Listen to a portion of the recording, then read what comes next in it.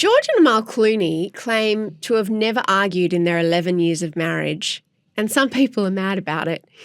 He did an interview on CBS this morning with astronaut Gail King, and here's what he said. And Amal and I, I remember we were here with you once before, and remember we said we'd never had an argument. We still haven't. You still haven't? No, we're trying to find something to fight about. But we're I think because I started so late with Amal. I remember when you said you'd never get married, you'd never have kids. Yes. Now you're married and you have See two what kids. happened? Yeah. Look what happened to me. Maybe because she's one of the most successful human rights lawyers in the world, he just doesn't try. But there has been some predictable snark about this because it's the internet, with Guardian columnist Rachel Connolly writing, "These are some of the most beautiful people in the world. On top of this, they are extremely rich. They can have houses and holidays wherever they want. They can buy whatever clothes and dinners they choose. What would you have to argue about if you lived such a gilded existence?" And she goes on to say that arguments are part of life and that, of course, they don't argue because they've got nothing to argue about. She says, most of us with our lumpen faces and bodies, our fragile bank balances, our bobbled polyester clothing and our strained sleep schedules argue with our partners with some degree of regularity. Jessie, do you and Luca argue with each other about being unattractive and wearing cheap clothes? Yeah, I resent that because I saw that headline and I just went, we don't fight about being ugly. Ugly people don't look at each other and be like, your face. Like we don't, that's I'm not sorry. what. Brent and I argue about being ugly. Literally, we had a fight on the weekend when I was like, I refuse to go to this thing with you if you don't look better than this. Like I literally did. We had a fight. I was like, put some shoes on. Yeah. Tuck your shirt in. But the Would thing it kill you is, to have a shave? I do not. I don't think Amal and George are having those fights. Shots fired, I Holly don't Wainwright. subscribe to the idea that rich people don't have problems. No. I think they absolutely have problems. Couple of things about them. At the moment, they're not living in the same city because That he's helps. on Broadway. That's why he's dyed his hair. He also did say that Amal hates it. He's got black hair. Amal doesn't like the hair. Sounds a bit like a fight to me. But I think there is truth to the fact that a lot of the friction that can lead to fights, and they say that every couple has the same argument for the duration of their relationship, they just have it in different ways. You can certainly smooth out some of that friction with cleaners, with nannies, with drivers, with not having to, money is a big thing that couples fight about. Yes. Yeah, This is and logistics. It and puts removes the pressure. logistic conversation. Yes, Yeah. but what I would like to unpack a little bit is the definition of a fight.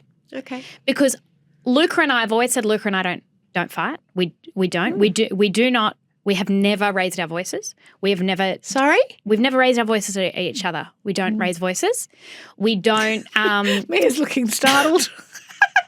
We don't. No, that actually doesn't surprise me. I've heard neither of you raise your voices to anyone. No. And then even like. Do you whisper? God, you're an asshole. Yeah. Stupid little Why are you wearing that? God, I hate you. We don't always do the hated not talking to each other thing, which I know that some couples Yeah, don't do that. It doesn't mean that we don't argue. We've just started that. It's been a fun plot twist goodness. after all of these years where it's just weaponized silence. But the thing is that I just forget. And I can't concentrate. I'm like, are we still not talking? I can't be bothered So to hold a what grudge. is a fight?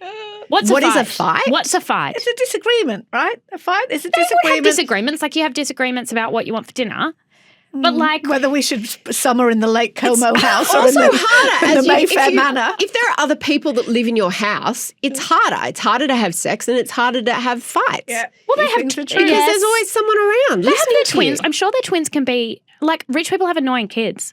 Rich people have a leak in their roof, right? Well, yes, but they don't have to deal with it.